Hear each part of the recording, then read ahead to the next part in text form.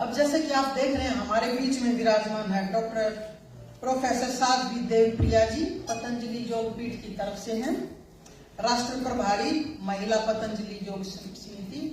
आपका विशेष रूप से मंदिर में स्वागत है देवप्रिया जी। और आपके साथ जो है राकेश कुमार जी, मुख्य केंद्रीय प्रभारी भारत संविधान संगठन, आपका भी विशेष रूप से स्वागत है। आपके साथ जो भी लोग यहाँ पर आए हैं और जो भी लोग हमारे मंदिर के समाज के सदस्य जो भी यहाँ उपस्थित है, आप सभी का स्वागत है कि जो है आप साध्वी जी को सुनने के लिए विशेष रूप से आज यहाँ पे विराजमान। ओम स्वस्ति न इंद्रो विधश्रवाः स्वस्ति न पूषा विश्ववेदाः स्वस्ति नस्तार्क्ष्यो अरिष्टनेमि स्वस्ति नो बृहस्पतिर्दधातु। ओम स्वस्ति ओम स्वस्ति ओम स्वस्ति।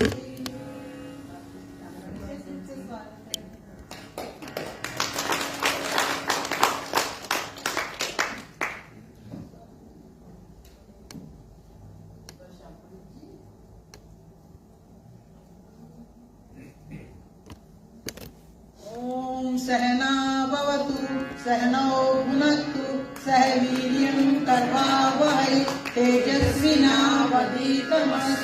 मा विद्विषावहै। ओम स्वस्ति ओम स्वस्ति ओम स्वस्ति।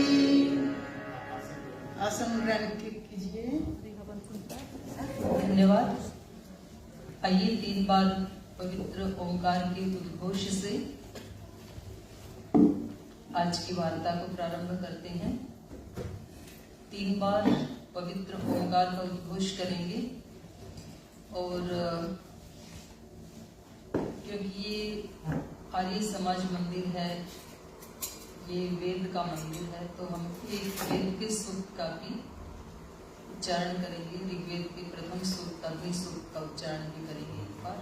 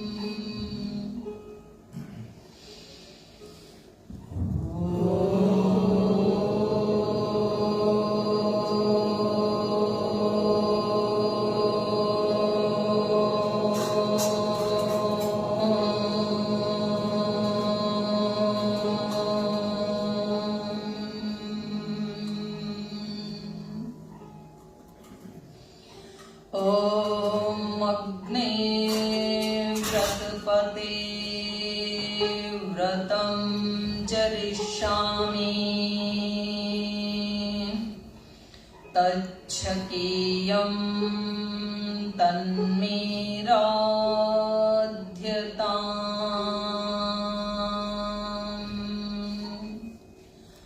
इदमहमनृतात् सत्यमुपैमि।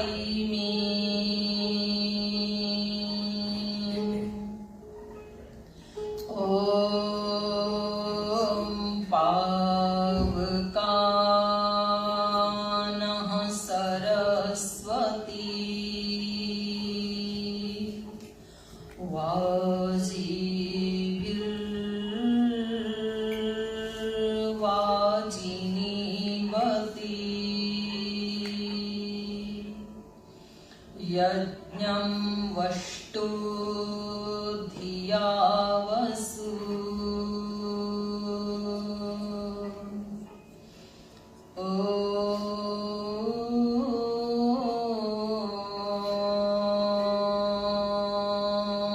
अग्न आयाहि वीतये।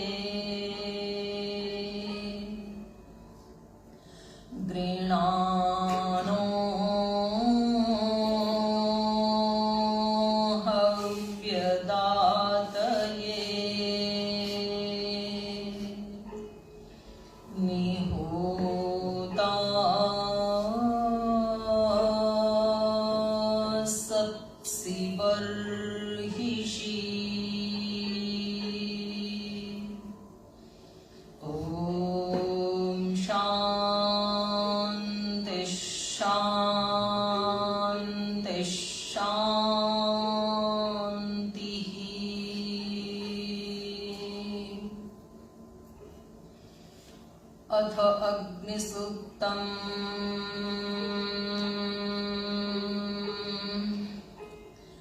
ॐ अग्निमीळे पुरोहितं यज्ञस्य देवमृत्विजम् होतारं रत्नधातमम् अग्निः पूर्वेभिर्ऋषिभिर्यो नूतनैरुता स देवां एह वक्षति अग्निना रैमश्नवत्कोशमेव दिवे दिवे यशसं वीरवत्तमम् अग्नेयं यज्ञमध्वरं विश्वतः परिपूरसि स इद्देवेषु गच्छति अग्निर्होता कविक्रतुः सत्यश्चित्रश्रवस्तमः देवो देवेभिरागमत यदङ्गदाशुषे त्वमग्ने भद्रं करिष्यसि तवेतत्सत्यमङ्गिरः उपत्वाग्ने दिवे दिवे दोषावस्तर्धिया वयम् नमो भरन्त एमसि राजन्तमध्वराणां गोपामृतस्य दीदिविम् वर्धमानं स्वेदमे सनः पितेव सूनवेग्ने सुपायनो भव सजस्वानः स्वस्तये ॐ शान्ति शान्ति शान्तिः।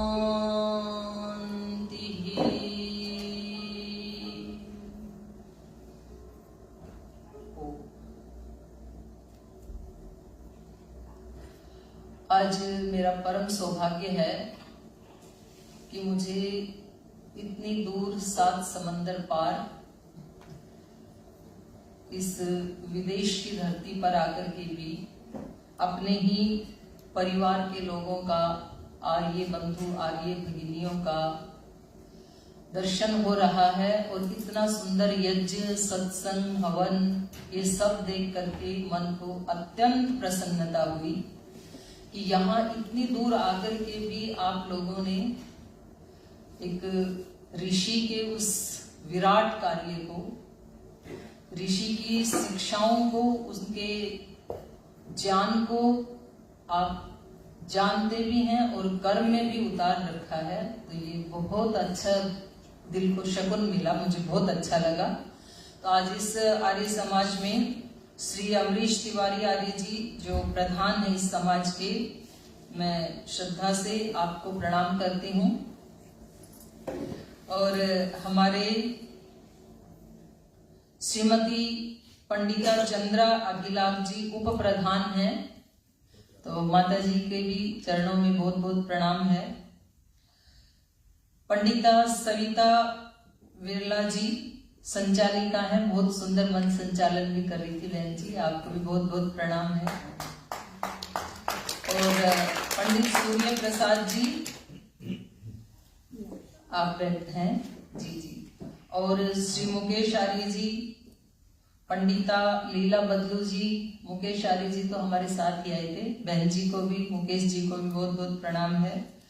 और मेरे पास नाम इतने ही आए हैं, लेकिन जितने भी यहाँ भाई बहन बैठे हैं, सभी पंडित, सभी पंडिता बहनें, सभी आर्य बंधुगण, जिनके नाम लिए हैं ये सिंबॉलिक थे, 4-5 नाम, फिर भी नाम मेरी वाणी से निकल गए। जिनके नाम नहीं बोले हैं उन सब के नाम मेरे हृदय में हैं।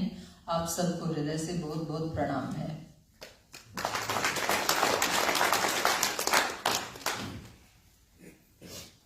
ये महर्षि दयानंद की ही कृपा है कि आज इतनी दूर आकर के भी मैं इस मंच पे बैठी हूँ, क्योंकि खास करके नारी जाति के लिए उस समय में जब देश गुलाम था, उस समय में आजादी की बात करना, स्वराज की बात करना जो वेदों में है, और फिर उसमें भी नारी जाति को बहुत अच्छा लगा जब माता जी यहाँ पर ब्रह्मा के पद पर आसीन होकर के यज्ञ करवा रहे थे। तो मैं सूक्ष्म रूप से महर्षि दयानंद की उपस्थिति को अनुभव कर रही थी और बहुत ही हृदय को शगुन मिल रहा था कि कितना बड़ा नारी जाति के ऊपर ऋण है, कितना बड़ा उपकार है। अभी क्योंकि यज्ञ हो रहा था तो मेरे को लगा कि इसके ऊपर ही थोड़ी हम चर्चा करें, यज्ञ के ऊपर ही। अभी हमने अग्नि सूक्त का उच्चारण किया तो उसमें एक मंत्र आता है, अग्नेयं यज्ञमध्वरम विश्वतः परिभूरसि स इत देवेषु गच्छति। अग्नि संबोधन है यहाँ पर, हे अग्नि। अग्नि का मतलब यहाँ पर देखो, कभी भी इंग्लिश में वेदों की ट्रांसलेशन नहीं हो सकती है। जो हम अग्नि, मैंने एक पुस्तक देखी थी अभी कल परसों, तो उसमें अग्निहोत्र के लिए लिख रखा था फायर वर्शिप। फायर वर्शिप अग्निहोत्र नहीं हो सकता कभी भी। तो यहाँ तो एक एक शब्द, जैसे महर्षि दयानंद को एक मंत्र अत्यंत प्रिय था और वो निरंतर उसका जाप करते रहते थे, विश्वानि देव सवितर दुरितानि परासुव यद भद्रम तन्ना आसुआ। अब ठीक है, जिसको संस्कृत व्याकरण आदि नहीं आता है तो वो हिंदी में जो भी ट्रांसलेशन कर दिया या इंग्लिश में कर दिया तो वो उस उतने को ही देख करके उसका अर्थ बोलते रहते हैं। विश्वानि देव सवितर, कितना बड़ा इसमें खजाना भरा हुआ है, थोड़ा सा आपके सामने बताना चाहते हैं। हे सृष्टि के रचयिता सविता देव, विश्वानि दुरितानि परासुआ, बहुवचन है विश्वानी में भी, और विश्वा भी वहां पर दुरितानी की तरह विश्वानी शब्द है। वैयाकरण प्रक्रिया से नी का लोप हुआ है, वहां पर सारे दुरितों को दूर कर दीजिए। दुरित एक भी यदि बचा है तो डुबोने के लिए पर्याप्त है। विश्वानी दुरितानी परास्व, एक भी दुरित नहीं रहना चाहिए हमारे जीवन में। और यद भद्रम, यहां एक वचन है, भद्र एक भी यदि जीवन में आता है। अब ये भद्र क्या है? भद्र का मतलब है भदी कल्याणे सुखे च। भदी धातु से भद्र शब्द की निष्पत्ति होती है, उसका अर्थ है कल्याणे सुखे च, जो कल्याणकारी है और जो सुखकारी है। अब ये शब्द, ये ट्रांसलेशन किसी भी दुनिया की भाषा में हो नहीं सकती। एक शब्द में, केवल भद्र शब्द में पूरे जीवन के दर्शन को वेद भगवान ने भर दिया। कल्याणकारी क्या है हमारे लिए? समस्त पॉजिटिव इसमें समा गया। हमारे लिए क्या कल्याणकारी हो सकता है? तो उसमें अहिंसा, सत्य, अस्तेय, ब्रह्मचर्य, परिग्रह, यम, नियम, आसन, प्राणायाम, प्रत्याहार, धारणा, ध्यान, समाधि सब हमारे लिए कल्याणकारी है। हमारे लिए सत्य, अस्तेय, अपरिग्रह, शौच, संतोष, तप, स्वाध्याय, ईश्वर प्रणिधान, दया, क्षमा, करुणा, प्रेम, त्याग, जितना भी पॉजिटिव वर्ग है वो सब इसमें समा गया। भदी कल्याणी सुखे च, और सुखदायी क्या क्या हो सकता है? इंद्रियों के लिए क्या सुखदाई है, शरीर के लिए क्या सुखदाई है, मन के लिए क्या सुखदाई है, बुद्धि के लिए क्या सुखदाई है, आत्मा के लिए क्या सुखदाई है, वो सब इस एक छोटे से शब्द में आ गया। यदि मैं दर्शनों की भाषा बात करूं, क्योंकि मैं दर्शन की भी स्टूडेंट हूं, तो वहां पर कणाद ऋषि ने धर्म की परिभाषा की है, यतो अभ्युदय निःश्रेयस सिद्धि स धर्म, जिससे लौकिक उन्नति भी हो और निःश्रेयस पारलौकिक उन्नति भी हो, जिसमें शरीर, मन, बुद्धि, इंद्रिय आदि को सुख देने वाले संसाधनों की भी उन्नति हो और इन सब से पार मोक्ष की भी प्राप्ति हो, उसका नाम धर्म है। तो जो एक का पुजारी है वो आधा धार्मिक है और आधा अधूरा कुछ भी होता नहीं है, या तो पूरा होता है या तो नहीं होता है, ऐसा मैंने अपने गुरुदेव से सुना है। कुछ लोग ऐसे हैं जो केवल भोगवाद की तरफ जा रहे हैं, वो कहते हैं जी हम तो अभ्युदय को आगे बढ़ा रहे हैं। कुछ लोग ऐसे हैं जो केवल निःश्रेयस की ही चर्चा करते हैं, अभ्युदय को वो बुरा मानते हैं। लेकिन हमारे ऋषियों ने दोनों का बैलेंस करके उसको धर्म की परिभाषा की है। अभ्युदय भी होना चाहिए जीवन में, निःश्रेयस भी होना चाहिए, क्योंकि अभ्युदय को यदि तिलांजलि देंगे तो असुर उसको प्राप्त कर लेंगे। धन तो भगवान की एक शक्ति है, जैसे ज्ञान, प्रेम, करुणा ये भगवान की शक्तियां हैं, ऐसे ऐश्वर्य भी एक शक्ति है भगवान की। तो उसको यदि देवता प्राप्त नहीं करेंगे तो असुर प्राप्त कर लेंगे। मैंने एक छोटी सी पुस्तक पढ़ी थी श्री अरविंद की, माता पुस्तक द मदर, तो उसमें उन्होंने ये शब्द कहे हुए हैं। ऐसे हमारे सारे वेदों में भी, और जो मंत्र महर्षि दयानंद को बहुत पसंद था, इसमें भी यही बात कही है, यद भद्रम तन्ना आसुआ, जो भद्र है हमारे लिए, जो कल्याणकारी भी है और सुखकारी भी है। तो ये धर्म की परिभाषा पूरी हो जाती है यहाँ पर, वो हमारी तरफ लेकर के आई है। और यहां पर वेद में जितने भी मंत्र हैं 99% सब मंत्रों में जो सुख की या समृद्धि की कामना की है उसमें बहुवचन का प्रयोग किया है। योस्मान द्वेष्टियम वयम, जब संध्या के मंत्र करते हैं, मंत्रोच्चारण करते हैं, तो वहां अस्मान शब्द आता है।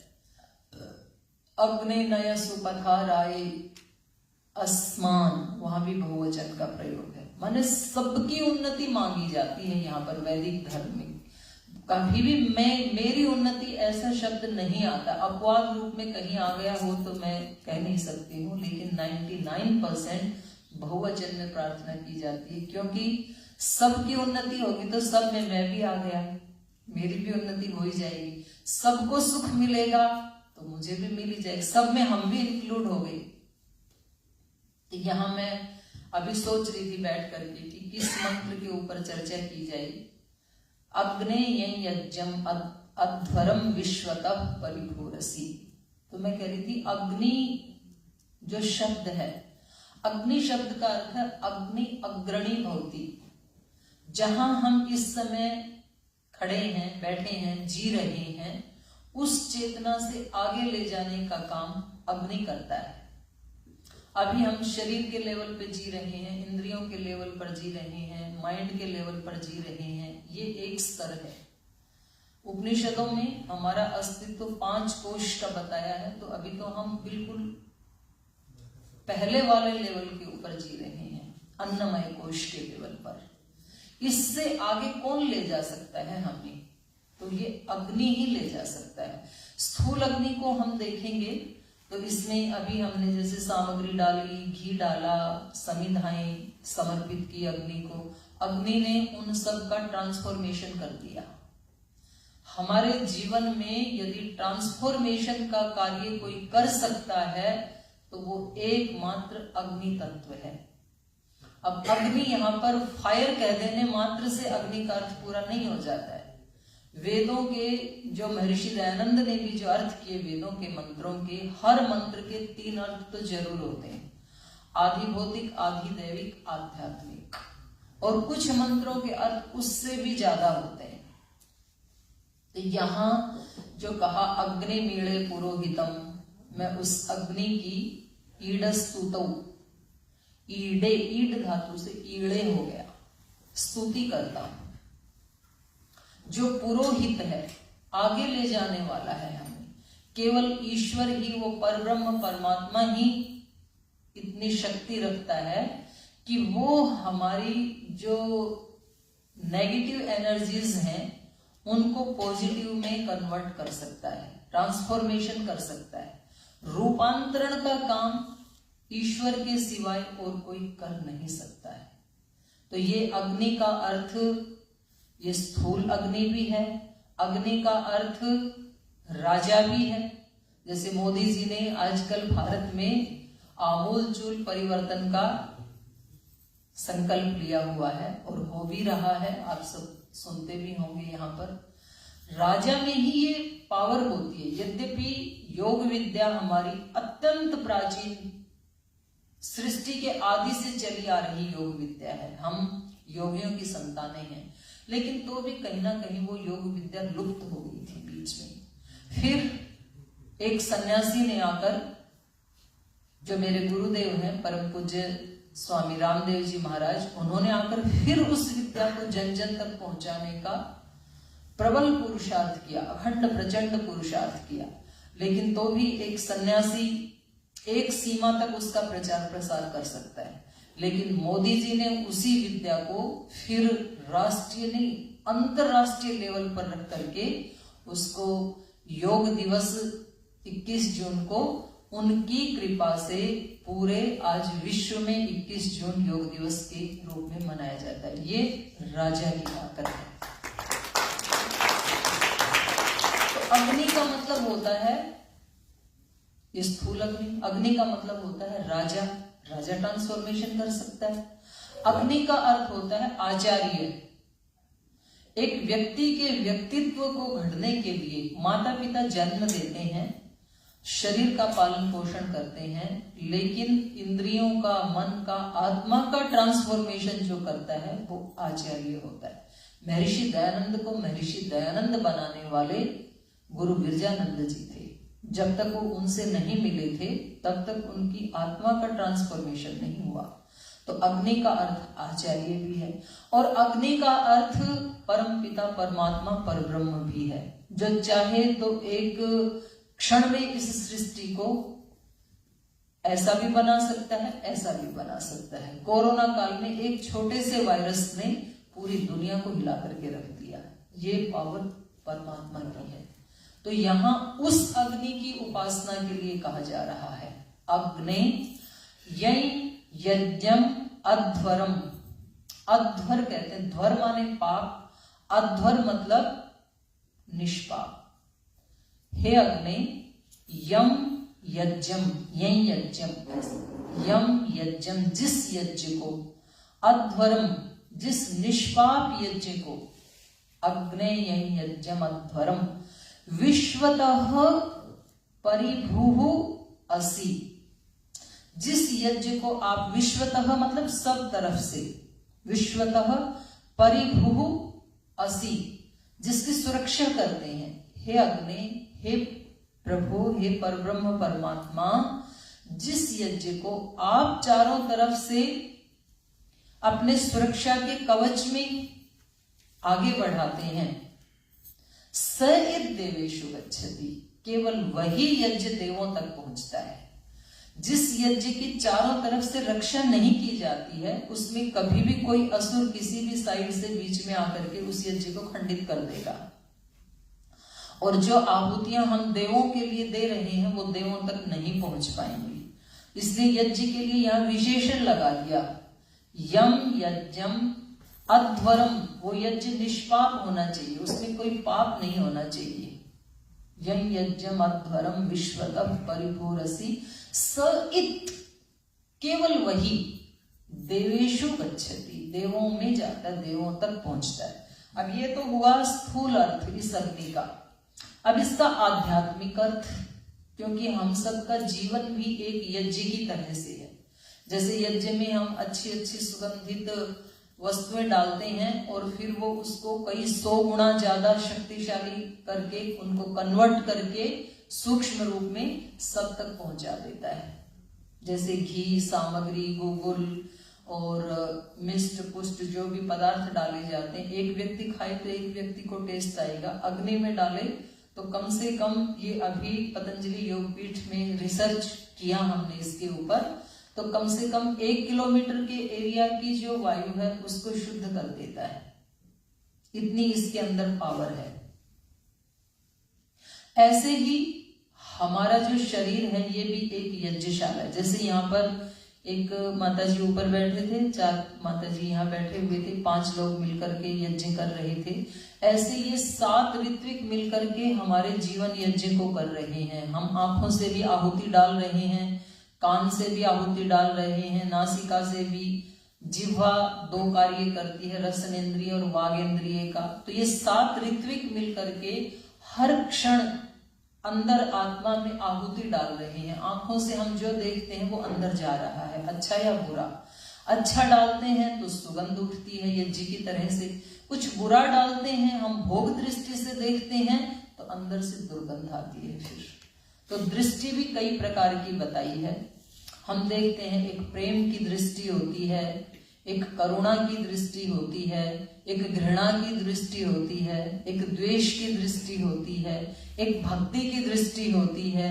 तो अनेक अनेक प्रकार की दृष्टियां होती हैं। एक दिव्य दृष्टि होती है, उससे सब जगह दिव्यता ही दिव्यता दिखाई देती है। गीता में अर्जुन भगवान कृष्ण से पूछते हैं कि आप कह रहे हो मैं तो सदा था, तू भी सदा था, मुझे सब याद है, तुम्हें याद नहीं है, और सब जगह मैं ही मैं हूं, ऐसे आप कह रहे हो, तो मुझे तो सब जगह आप नहीं दिख रहे, मुझे तो सब अलग अलग मनुष्य दिख रहे हैं, मुझे तो ब्रह्म नहीं दिखाई दे रहा है। तो भगवान कृष्ण कहते हैं इन चरम चक्षुओं से तू सब जगह मुझे नहीं पहचान पाएगा, तो मैं इसके लिए तुझे अलग दृष्टि दूंगा, दिव्य दृष्टि। फिर उन्होंने उसको प्रदान की। तो फिर अर्जुन वहां पर कहते हैं नष्टो मोह स्मृतिर्लब्धा त्वत्प्रसादान मयाच्युतः स्थितोस्मि गत संदेह करिष्ये वचनम तव। अब मेरे पास कोई मोह नहीं, कोई शोक नहीं, अब मुझे दृष्टि मिल गई है, अब जो आप बोलेंगे वो मैं करूंगा। तो दृष्टि कई प्रकार की होती है। हम किस दृष्टि से संसार को देख रहे हैं, एक आहुति डाल रहे हैं अपने अंदर और फिर वैसे ही बदले में गंध निकलती है अंदर से। ऐसे ही कानों से, इसलिए वेद में कहा भद्रम कर्णे भी शृणुयाम देवा भद्रम पश्येमः अक्षभी यजत्रा। यज्ञ करने वाले हम कानों से भी भद्र सुने, आंखों से भी भद्र देखें। तो क्यों कहा वेद भगवान ने ऐसे? क्योंकि हम आहुति डाल रहे हैं अपनी आत्म अग्नि में, इन इंद्रियों के माध्यम से। अब हम भद्र सुने और भद्र देखें, ये हमारे हाथ में तो नहीं है। हम बाहर जा रहे हैं और कोई उल्टे सीधे शब्द कोई बोल रहा है तो कान में तो जाते ही हैं। कोई ऐसा दृश्य सामने आता है तो आंखें तो बंद नहीं होती हैं हमारी, तो फिर भी वेद मंत्र कह रहा है भद्रं कर्णे शृणुयाम देवा। तो इसका क्या अभिप्राय हो सकता है? हमारे पास वो पावर है, हम चीजों को देख कर भी अनदेखा कर सकते हैं। हमारे पास वो पावर है, हम चीजों को सुन के भी अनसुना कर सकते हैं। तो इसलिए हम केवल उन्हीं चीजों को एक्सेप्ट करें जो हमारे लिए कल्याणकारी भी है और सुखदायी भी है। यद भद्रम, ये इस मंत्र का अर्थ है। तो जो यज्ञ अग्नेय यज्ञम अध्वरम, इन आंख नाक कान आदि के माध्यम से जो हम बाहर से दृश्य और जो आहुतियां अंदर डालते हैं वो सब निष्पाप होनी चाहिए, अध्वरम, ध्वर रहित होनी चाहिए, पाप रहित होनी चाहिए। और ये यज्ञ हमारा परिभू असी, परमात्मा के द्वारा सुरक्षित होना चाहिए। जीवन में कुछ मर्यादाएं व्यक्ति को खुद ही सेलेक्ट करनी होती हैं। अब हम आंखों से कुछ भी भोग दृष्टि से देखे जा रहे हैं तो फिर अंदर से वही गंध आएगी, फिर सुख नहीं मिल सकता है व्यक्ति को। साधन तो मिल सकते हैं पर उनसे सुख शांति मिल जाए ये गारंटी नहीं है। ऐसे ही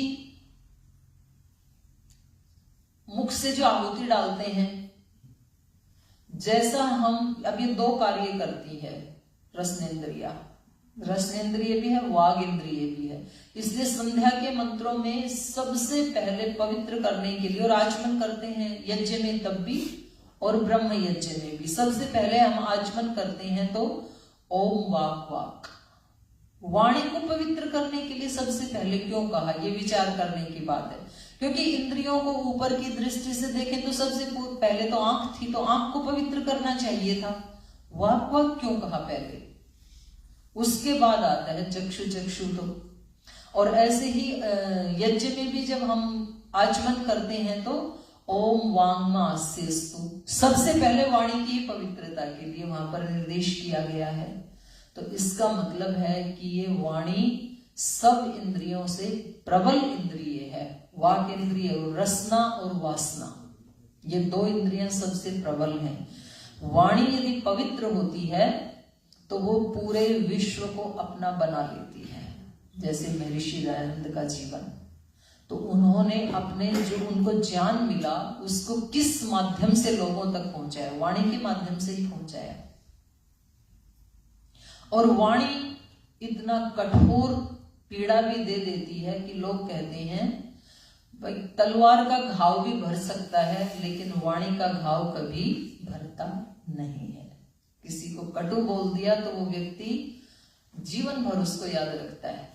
तो वाणी की पवित्रता, अब वाणी बोलने का भी काम करती, खाने का भी काम करती है। कुछ लोग इस रसना की टेस्ट के लिए उल्टा सीधा खाते रहते हैं, तो बदले में फिर बीमारियां तो आएंगी। क्योंकि एक लोकोक्ति जो ग्रामीण लोकोक्ति है, जैसा खाए अन्न वैसा बन जाए मन, और जैसा पिए पानी वैसी बोले वाणी। तो खाते समय हम टेस्ट के चक्कर में, अब मुझे नहीं पता, या तो आर्य समाज मंदिर में तो जितने भी भाई बहन बैठे हैं जरूर शाकाहारी करते होंगे, ऐसे मुझे आशा है। क्योंकि हमारे ऋषियों ने कहा आहार शुद्धौ सत्व शुद्धि, सत्व शुद्धौ ध्रुव स्मृति, स्मृति विप्रमोक्ष, स्मृति शुद्धौ सर्वग्रंथिनां विप्रमोक्ष। आहार की शुद्धि हुए बिना सत्व की शुद्धि नहीं हो सकती। आहार की शुद्धि का मतलब क्या है? सबसे पहले जो आहार परमात्मा ने हमारे लिए बनाया है उसका सेवन करें। उस आहार को कितनी मात्रा में सेवन करना है उतनी ही मात्रा में सेवन करें, उससे ज्यादा ना करें, उससे कम भी ना करें। उस आहार को किस भावना से सेवन करना है उसी भावना से सेवन करें। ये सब मिला करके आहार शुद्धि होती है। गीता में भी भगवान कृष्ण ने 3 प्रकार के आहार बताए हैं 17वें अध्याय में। यज्ञ भी 3 प्रकार का बताया, यज्ञ, दान, तप, आहार, ये सब 3 प्रकार के बताए, राजसिक, तामसिक, सात्विक। तो आहार की शुद्धि का मतलब है,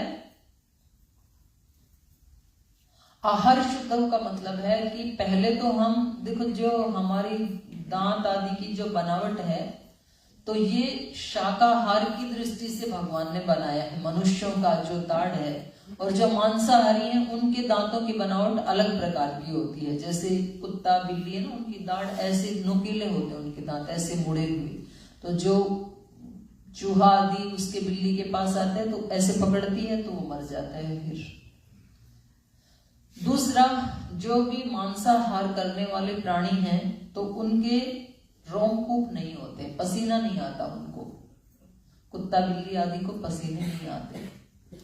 तीसरी बात, वो पूरी जिंदगी मांसाहार ही करते हैं, कभी भी शाकाहार नहीं करते हैं।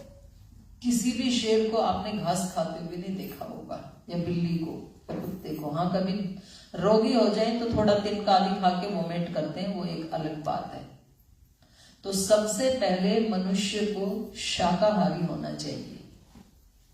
और वो शाकाहार भी फिर कितनी मात्रा में लेना है? कभी थाली भर के खाते हैं तो फिर वो आधा वेस्ट हो जाता है।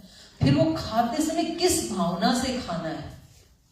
अगर कृतज्ञतावश खाते हैं, भगवान का शुक्रिया करके, मंत्र पाठ करके, तो उसका परिणाम बिल्कुल अलग आता है। और जब कोई भोजन हम परेशान होकर के खाते हैं, टेंशन स्ट्रेस की स्थिति में खाते हैं, तो वो फिर विष बन जाता है। थोड़ा थोड़ा विष इकट्ठा करके, प्राचीन काल में जो राजे महाराजे होते थे तो वो विष कन्याएं पाल के रखते थे। वो ये विष कन्याएं वो बहनें, वो महिलाएं होती थी जिनके पिता का पता नहीं होता है, मतलब किसी वेश्या आदि के जो संतान है, कोई सुंदर लड़की हो तो उसको थोड़ा थोड़ा विष रोज खिलाया जाता था, और ऐसे जिससे वो मरे नहीं।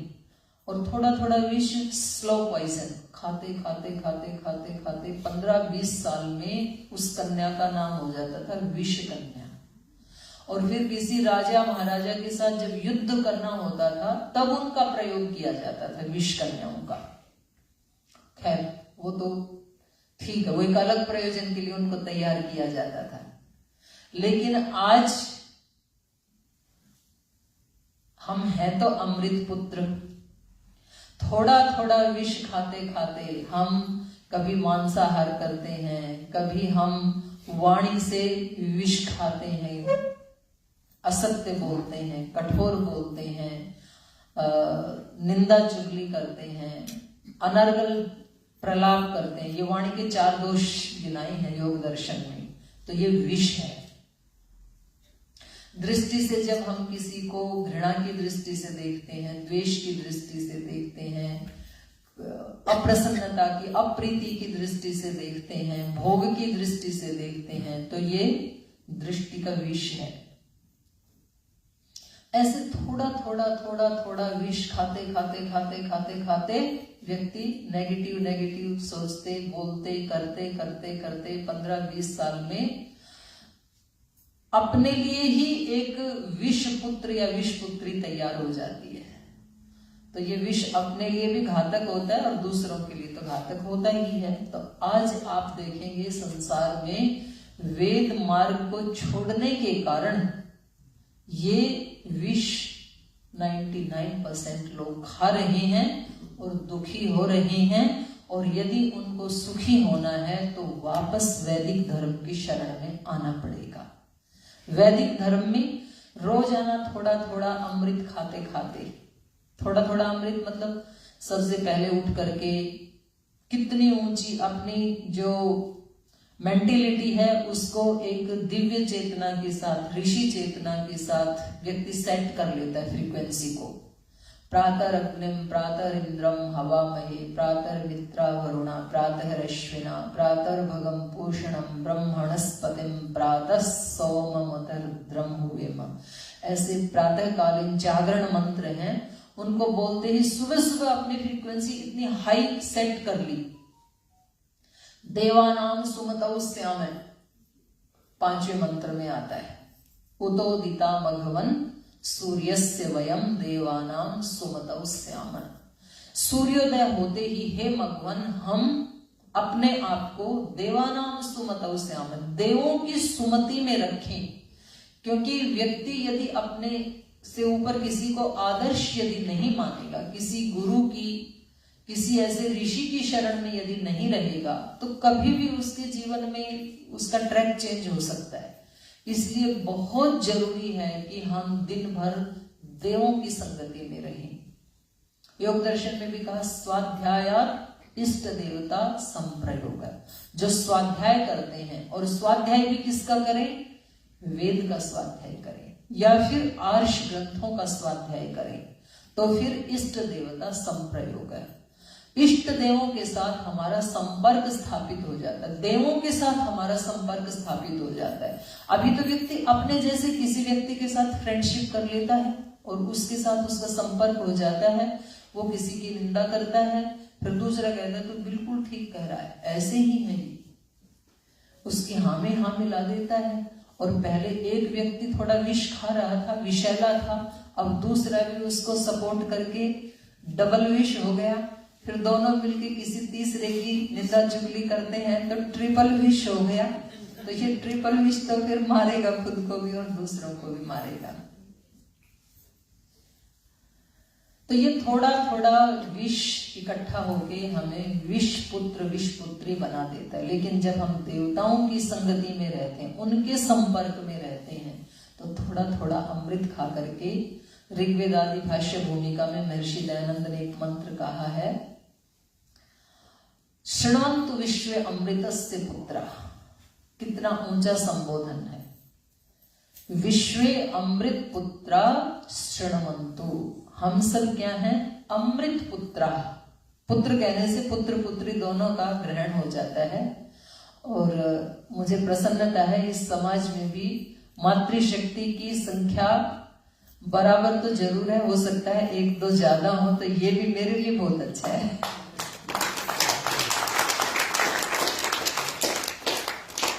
क्योंकि ज्यादा जिम्मेदारी मातृशक्ति के ऊपर ही होती है। सृष्टि के निर्माण की, संतानों के, घर परिवार के निर्माण की ज्यादा जिम्मेदारी मातृशक्ति के ऊपर होती है। एक माँ जब विदुषी होती है, वैदिक धर्म की अनुयायी बनती है, तो वो केवल 2 कुल को नहीं तारती है, फिर तो वो हजारों कुल को तार देती है। एक धुरी है माता, तो सेंट्रल पॉइंट है जिसके चारों तरफ पूरी परिधि घूमती है। तो माताओं, ये महर्षि दयानंद ने भी कहा, महर्षि दयानंद ने सत्यार्थ प्रकाश में बताया कि सब माताओं को 4 विद्या तो जरूर आनी चाहिए। तो उसमें एक तो आयुर्वेद विद्या, क्योंकि घर में आयुर्वेद विद्या को, औषध विद्या को यदि माता जानती होगी तो जरूर वैसा ही खाना बनाएगी। तो अपने संतानों के लिए, अपने परिवार के लिए कभी भी ऐसा भोजन नहीं बनाएगी जिससे कि वो रोगी हो जाएं। और उसमें थोड़ा सा यदि वो गायत्री मंत्र बोलते बोलते या ओम का उच्चारण करते करते यदि वो खाना बनाती है, तो फिर वो खाना खाना नहीं रहता है, वो खाना एक प्रसाद बन जाता है, वो खाना एक औषधि बन जाता है। आप देखेंगे गुरुद्वारा आदि में जब जाते हैं लोग, वो बनाते हैं, हलवा बनाते हैं, जो घर में बनाए तो उसी का नाम हलवा है, और गुरुद्वारा में जाके बनाए तो उसी का नाम प्रसाद हो जाता है। और फिर वो प्रसाद, मटेरियल तो वही है सारा, बस उसको बनाते समय भावना चेंज हो गई थी। इस व्यक्ति को लग रहा था कि मैं एक बहुत सात्विक कोई वस्तु बना रही हूं, और जब वैसे हम खाना खाते हैं तो कुछ चीज अच्छी नहीं लगती तो छोड़ देते हैं थोड़ा सा थाली में कभी कभी, लेकिन प्रसाद यदि इतना सा भी नीचे गिर जाए तो व्यक्ति उसको भी उठा करके माथे से लगा के उसको भी खा लेता है। तो चीज मटेरियल तो वही है, भावना चेंज होगी कि ये प्रसाद है, ये गिरना नहीं चाहिए। और कभी कभी तो लोग कहते हैं वहां का प्रसाद खा करके, वो तो किसी ऋषि ने मुझे प्रसाद दिया था, मैं तो वो खा के ही ठीक हो गया। ये भी पॉजिटिव भावना का ही प्रभाव पड़ता है, नहीं तो रॉ मटेरियल तो उसमें भी वही है। तो ये प्रसाद हम अपने घर में भी तो तैयार कर सकते हैं, वैसी भावना बना करके। यदि व्यक्ति ये सोचे कि ये जो मैं बना रहा हूं या बना रही हूं, इसको खा करके मेरे परिवार में जितने भी लोग हैं, वो अगर उनको कोई छोटा मोटा रोग है तो मैंने आज इसमें इतनी अपने भावनाओं की औषधि मिक्स कर दी है, इसको खा करके आज उसका वो रोग समाप्त हो जाएगा। और आज इसको खा करके उसका ट्रांसफॉर्मेशन हो जाएगा। वो अगर कहीं नेगेटिव रास्ते पे जा रहा था तो अब वो देवों के मार्ग पर चलेगा। ये ताकत हर घर की, हर माँ के पास है। और इसीलिए संसार में भगवान के बाद सबसे ऊंचा स्थान यदि संसार में किसी को दिया जाता है तो वो माँ को दिया जाता है, क्योंकि उसके पास इतनी पावर है, वो व्यक्ति का ट्रांसफॉर्मेशन कर सकती है। तो हमारे जीवन का यज्ञ कैसा होना चाहिए, मैंने एक मंत्र लिया था, यह अग्नेयम यज्ञम विश्वतः परिपूरसी। हे अग्नि, हे प्रभु, भगवान से प्रार्थना की जा रही है जीवन यज्ञ के लिए। आध्यात्मिक अर्थ है ये इस मंत्र का। एक तो स्थूल अर्थ तो हमने तो चारों तरफ से बैरिकेड लगा रखा है, कोई भी हमारे यज्ञ को खंडित नहीं कर सकता है। और ये देवों तक पहुंच ही गया है हमारा। लेकिन इसके साथ साथ हमारा जीवन का यज्ञ भी देवों तक पहुंचना चाहिए। तो वो हमारा जीवन का यज्ञ सब तरफ से बहुत सुरक्षित होना चाहिए। हमारे आहार में, हमारे विचार में, हमारी भावनाओं में, हमारे कर्तृत्व में, हमारे व्यक्तित्व में छोटा सा भी कहीं पर छिद्र नहीं होना चाहिए। विचारों का, भावनाओं का महर्षि पतंजलि जी ने अपने दर्शन शास्त्र की शुरुआत विचार से की है। अथ योगानुशासनम योगश्चित्त वृत्ति निरोध है। योग किसको कहते हैं? योग की स्टार्टिंग कहां से होती है? तो कहा चित्त वृत्ति निरोध है। चित्त की वृत्ति मतलब विचार। जो हमारे चित्त में विचार चल रहे हैं उसको रोकना है। उसको कैसे रोक सकते हैं? तो वहां सारे विचार रोकने की बात नहीं है। कोई व्यक्ति कहेगा जी सारे विचार रोके तो व्यक्ति कोमा में चला जाएगा, फिर तो मूर्छित अवस्था में विचार रुकते हैं, या तो गाढ़ निद्रा में, सुषुप्ति में विचार रुकते हैं। तो हम सारा कामकाज कैसे करेंगे फिर? तो वहां पर केवल क्लिष्ट वृत्तियों को रोकने की बात कही है। दो प्रकार की वृत्तियां हैं, क्लिष्ट, अक्लिष्ट। क्लेश देने वाली, सुख देने वाली। तो सुख देने वाली वृत्तियां तो उठानी है, पॉजिटिव थिंकिंग तो रखनी है, और नेगेटिव को छोड़ना है। तो महर्षि पतंजलि जी अपने दर्शन की शुरुआत जो द्वितीय पाद, साधन पाद, वहां से शुरू करना चाहिए था। वहां से शुरू नहीं किया। उन्होंने अपने इतने बड़े शास्त्र की शुरुआत विचार से की कि सबसे पहले नेगेटिव थिंकिंग को रोको यदि आपको योगी बनना है, योग मार्ग में चलना है तो। और फिर उसके बाद भावनाओं की बात की। मैत्री करुणा मुदितोपेक्षाणाम सुख दुख पुण्य पुण्य विषयाणाम भावनातस चित्त प्रसादनम। यदि उस चित्त को पवित्र रखना है और प्रसन्न रखना है यदि, तो आपको इन चार भावनाओं में ही जीना पड़ेगा। मैत्री, करुणा, मुदिता, उपेक्षा। सुखियों के प्रति मैत्री की भावना होनी चाहिए। तो जो सुखी होते हैं उनके प्रति हमारी द्वेष की भावना हो जाती है। इकट्ठा कर लिया सब तरफ से लूट लूट करके, तो किसी दिन देखना रेड पड़ेगी तो पता लग जाएगा। ऐसी भावना होती है सुखियों के प्रति। दुखियों को देख करके करुणा की भावना नहीं होती, अंदर अंदर से एक क्रूर प्रसन्नता की भावना होती है। हाँ, बड़ा इतराता था, अब आ गया ना जीवन में दुख, अब पता लग जाएगा। तो ये उल्टा है। मैत्री, करुणा, मुदिता। जो पुण्य आत्मा है उनको देख करके मुदित होना चाहिए, मुद हर्षे, हर्षित होना चाहिए कि देखो इनके पास भी वही शरीर है, वही आंख नाक कान, वही 24 घंटे, और इन्होंने इनको कैसे यूटिलाइज करके अपने आप को एक ऋषि जीवन में ढाल लिया। हम भी ऐसे बने। ऐसे हर्षित होना चाहिए व्यक्ति को। व्यक्ति उनको देख करके टीका टिप्पणी करता है, उनके छिद्र ढूंढने की कोशिश करता है। ये भावना हमारे लिए अच्छी नहीं है। और कोई गलत काम कर रहा है तो उसके प्रति उपेक्षा का भाव, क्योंकि हमारे अंदर भी बहुत सारी त्रुटियां हैं, दोष हैं। जैसे परमात्मा हमारा परित्याग नहीं करता है और ये सोचता है कि कभी ना कभी तो ये मेरा बच्चा ठीक हो ही जाएगा। ऐसे हमें कोई गलत भी कर रहा है तो ये सोचना चाहिए कि आत्मा तो पवित्र ही है, जरूर कभी ना कभी ये भी वैदिक धर्म में ठीक रास्ते पे आ जाएगी, इसका भी उद्धार हो ही जाएगा। नहीं तो कोई भी भावना मत करो, जस्ट साइलेंट उसके प्रति। अब इन भावनाओं में कितनी शक्ति है तो ये वहां पर बताया है। मैत्री आदिशु बलानी बलेशु हस्ती बलादीनी। हाथी के बल से भी ज्यादा पावर इन भावनाओं में है।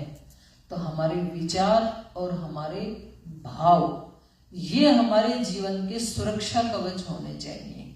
स इत देवेशु गच्छति, तब हमारा ये जीवन का यज्ञ दिव्यता को प्राप्त होता है, देवों को प्राप्त होता है। अग्नेय यज्ञमध्वरम विश्वतः परिभूरसी स इत देवेशु गच्छति। अग्निर्होता कवि क्रतुः सत्यश्चित्र शवस्तमः। अग्निर्होता, जैसे ये बड़े यज्ञ होते हैं ना, तो उसमें ऋत्विकों के अलग अलग नाम हैं। होता ऋग्वेद की ऋचाओं का उच्चारण करने वाले पुरोहित को कहते हैं होता, और यजुर्वेद के मंत्रों का उच्चारण करने वाला होता है अध्वर्यु, और सामवेद के मंत्रों का उच्चारण करने वाला, गान करने वाला होता है उद्गाता। तो होता निर्देश देता है अध्वर्यु को कि अब आप ऐसी क्रिया कीजिए, अब ये आहुति दीजिए। तो यहां सारी सृष्टि को निर्देश देने वाला परमात्मा है, इसलिए उसका नाम है होता। पहले मंत्र में भी कहा अग्निमीळे पुरोहितम यज्ञस्य देवम ऋत्विजम होतारम। होतारम द्वितीय विभक्ति है यहाँ पर। उस होता की मैं स्तुति करता हूं। और यहां भी ऐसे ही कहा अग्निर्होता, वो परमात्मा इस सारी सृष्टि को निर्देश देने वाला है, उसके निर्देशन में चल रही है सृष्टि। हम तो अहंकार कर लेते हैं, एक घर में भी व्यक्ति अहंकार कर लेता है, यदि मैं इस घर में ना रहूं तो ये घर 2 दिन भी ना चले, ऐसे हम सोच लेते हैं। जब मैं कहीं चली जाऊंगी ना तब पता चलेगा घर कैसे चलता था, या मैं कहीं चला जाऊंगा ना तब पता चलेगा, ऐसे व्यक्ति सोच लेता है। लेकिन वास्तव में ये सारी सृष्टि प्रभु के निर्देशन में चल रही है, हम निमित्त बने हैं केवल।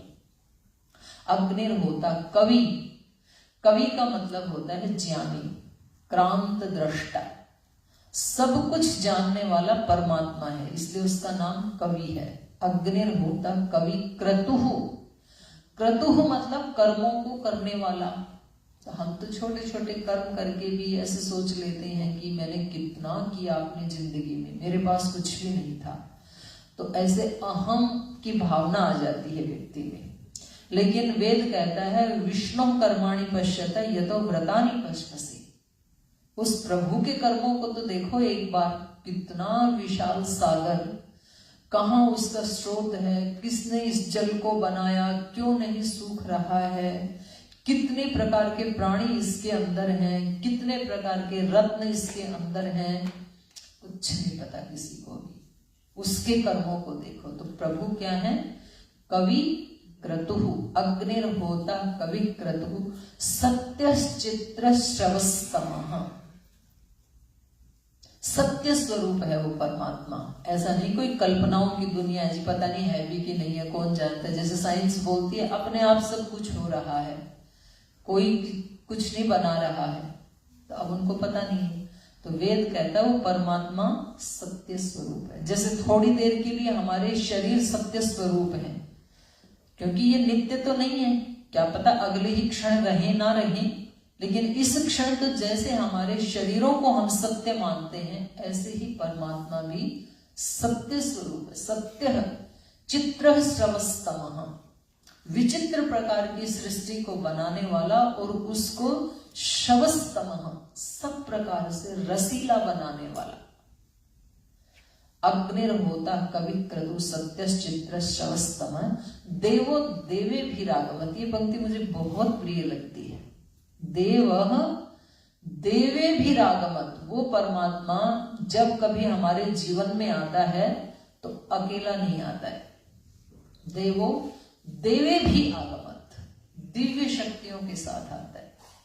जब परमात्मा किसी के जीवन में एंट्री लेता है, दस्तक देता है, तो केवल परमात्मा नहीं आता है, उसके साथ संपूर्ण दिव्य शक्तियां आती हैं। देवे भी आगमन, देवों के साथ आता है वो। इसलिए सब प्रार्थनाओं में कहा यद भद्रम तन्नः आस्व, जो भद्र है वो हमारे जीवन में आए, क्योंकि भद्र एक आता ही नहीं है कभी भी। देव अकेला आता ही नहीं है कभी भी, वो अपने समस्त दैवी शक्तियों के साथ ही आता है। तो यहां पर इन वेद मंत्रों में छोटे छोटे एक एक लाइन के वेद मंत्र हैं, और कितना बड़ा हमारे जीवन को दिव्य बनाने का विज्ञान यहाँ पर वेद भगवान ने भरा है। और वो वेद का ज्ञान, वेद का परिचय करवाने वाले महर्षि दयानंद, उनके गुरु जी स्वामी विरजानंद जी, फिर उनके मार्ग पर चलने वाले स्वामी श्रद्धानंद जी, और यहाँ इस नीदरलैंड हॉलैंड में आकर के उसी मिशन को आगे बढ़ाने वाले आप सभी। मेरा मन करता है खूब सारे मंत्रों का ऐसे ही चर्चा की जाए, क्योंकि सबके चर्चा करने से भी मन के ऊपर संस्कार बनते हैं, चित्त के ऊपर वैसे संस्कार बनते हैं। तो इन छोटे छोटे मंत्रों में कितना बड़ा ज्ञान हमारे जीवन को दिव्य बनाने के लिए भगवान ने हमें दिया, और महर्षि दयानंद की कृपा से उनका अर्थ करने का सामर्थ्य, उसको जानने और जीने का सामर्थ्य हम सब आत्माओं को मिला। मैं छोटा सा 2 लाइन में, आदरणीय भाई राकेश जी मेरे साथ हैं। भारत में अपना एक बड़ा ऑर्गेनाइजेशन चलता है, भारत स्वाभिमान। उसमें करोड़ों कार्यकर्ता भाई बहन सेवा देते हैं। उनका कार्य होता है, वो सुबह सुबह 2 घंटे फ्री ऑफ कॉस्ट किसी पार्क में, स्कूल में, किसी भी ऐसे सार्वजनिक स्थान में योग की कक्षाएं चलाते हैं। तो उसमें योग का, आयुर्वेद का, वेद दर्शन उपनिषद का ज्ञान लोगों तक पहुंचाते हैं। तो उस ऑर्गेनाइजेशन के सेंट्रल लीडर कोऑर्डिनेटर आदरणीय भाई राकेश जी हैं। तो करोड़ों भाई बहनों का बहुत कुशल नेतृत्व करते हैं, और मैं आदरणीय भाई राकेश जी के साथ ही यहाँ आई, तो उनका भी अभिनंदन है सभी की ओर से। और ऐसे ही बहनों का भी एक बड़ा ऑर्गेनाइजेशन चलता है अपने वहाँ, तो उसमें सेवा करने का मुझे सौभाग्य मिला है। और मैं पतंजलि विश्वविद्यालय, यूनिवर्सिटी ऑफ पतंजलि, उसमें एक डीन के पद पे भी सेवा देती हूँ। 90 में मैंने घर छोड़ा था। मेरे गुरुदेव श्रद्धेय स्वामी रामदेव जी महाराज जिस जिले से, जिस प्रांत से आते हैं, हरियाणा में एक छोटा सा जिला है महेंद्रगढ़, पास में ही उनका गांव है। तो बचपन से भी परिवारों का परिचय था, तो वहां से आते हैं। तो मेरी बीए तक की शिक्षा कॉलेज से हुई है। घर वालों ने पहले गुरुकुल में नहीं भेजा, लेकिन बीए करने के बाद मैंने गुरुमुख से पूरा व्याकरण पढ़ा है, पंचोपदेश स्मरण किया, 5 शास्त्र स्मरण किए, फिर उसके बाद निघंटु और पारिभाषिक कुल मिलाकर के 12 शास्त्र स्मरण किए, और फिर पूरा व्याकरण, फिर दर्शन उपनिषद गुरुमुख से ही पढ़ा। और अभी मैं पतंजलि योगपीठ में ही फ्री ऑफ कॉस्ट सेवा देती हूँ, क्योंकि साधु का तो काम ही होता है, उसका जीवन पूरे संसार के लिए होता है। और एक जानकारी भी देना चाहती हूँ, क्योंकि ये जो हमारा वेदों का मार्ग है, देखो आज नहीं तो कल सारे जमाने को लौट के तो यही आना पड़ेगा, क्योंकि हर व्यक्ति को सुख चाहिए, शांति चाहिए, एक जीवन में बैलेंस चाहिए, दिव्यता चाहिए। हम सब उसी की खोज में लगे हुए हैं, और वो वेद के अलावा और कहीं मिल नहीं सकता है। तो अंग्रेजों ने, या ये कहें मैकाले ने, भारत में जाके सबसे पहले हमारी शिक्षा के ऊपर कुठाराघात किया, क्योंकि हमारे तो गुरुकुलों में ही ऐसे ब्रह्मचारी तैयार कर दिए जाते थे जो अभ्युदय और निश्रेयस को अपने जीवन में प्राप्त करते थे। तो अब 200 साल से हम मैकाले को गाली देते रहे, उन्होंने हमारी शिक्षा को ध्वस्त कर दिया, ये कर दिया, वेदों से दूर कर दिया। लेकिन इतने लोगों ने 200 साल में मिलकर के क्या किया? एक व्यक्ति ने तो अकेले ने नष्ट कर दिया, और हम सब ने मिलकर के भी कुछ नहीं किया। तो मुझे प्रसन्नता है, अब हमारे गुरुदेव परम पूज्य स्वामी रामदेव जी महाराज जी ने एक भारतीय शिक्षा बोर्ड, उसकी सेंटर से सीबीएसई का जैसे बोर्ड है वैसे उसके पैरेलल बोर्ड बना है ये भारतीय शिक्षा बोर्ड। तो इसकी सरकार से भी अनुमति मिल चुकी है, और बहुत सारे प्रांतों में भी उसका एफिलिएशन हो गया है।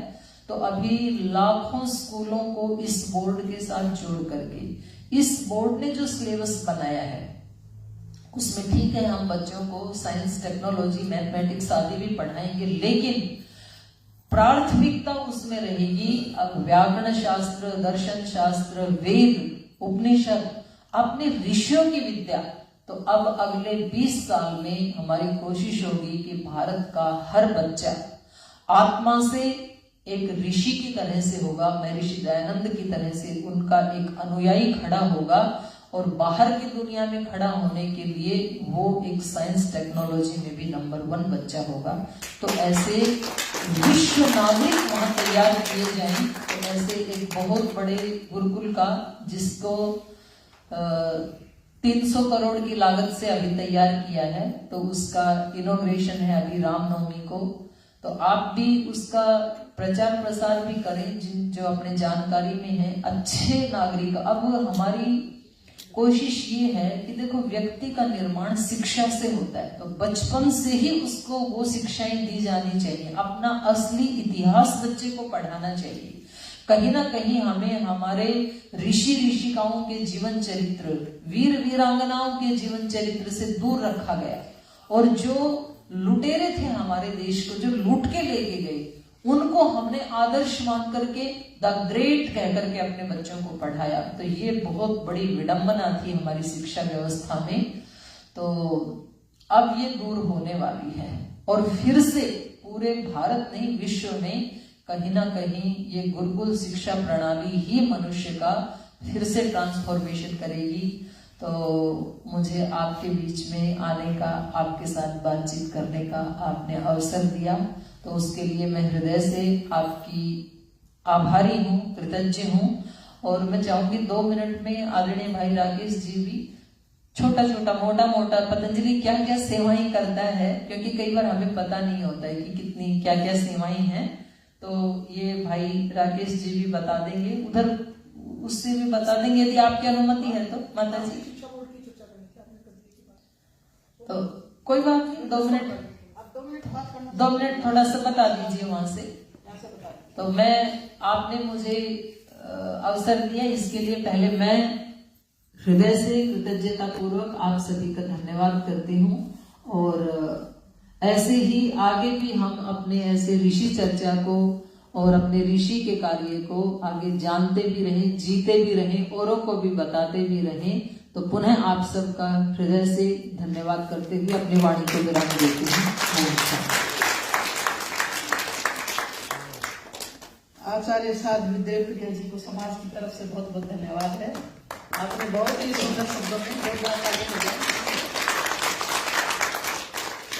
बहुत ही सुंदर शब्दों में समझा दिया है कि कैसे मनुष्य को अपने जीवन में कैसे रहना चाहिए, कैसे दूसरों की खुशियों से खुश रहना चाहिए और दूसरों के दुख में हमें भी साथ देना चाहिए। तो बहुत माता के बारे में बताया, बहुत सी बातें बताई हैं, बहुत आसान तरीके से बताया है, जिसको मैं दोबारा से रिपीट नहीं करना चाहती हूँ। आपको समाज की तरफ से बहुत बहुत धन्यवाद। और मैं एक बात और कहना चाहती हूँ, आप सबको निमंत्रण भी देना चाहती हूँ। आप जरूर जब भी भारत आए तो कम से कम 5-6 दिन के लिए पतंजलि जरूर आइएगा। आप सबके लिए एक स्नेह भरा निमंत्रण है मेरी तरफ से।